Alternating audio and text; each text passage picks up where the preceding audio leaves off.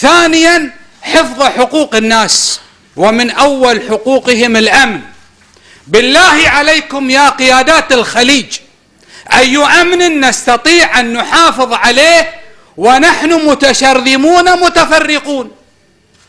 نحن دول لا تستطيع كل دولة أن تدافع عن نفسها.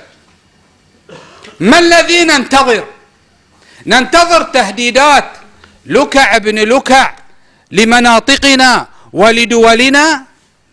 ألا ننظر إلى ما يدور حولنا؟ أعداء متربصون يتربصون بنا الدوائر، ونحن نقدم رجل ونؤخر رجل.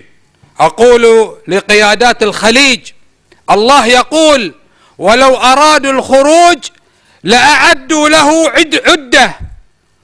ونخشى من تكملة الآية أن تنطبق علينا: ولكن كره الله انبعاثهم فثبطهم وقيل اقعدوا مع القاعدين. لماذا؟ أقول والكلام للجميع، ليس فقط للقيادة في البحرين، لا، كل دولة خليجية يجب أن تحافظ على شعبها، وكل دولة خليجية وحدها ضعيفة ولو كثرت الأرصدة.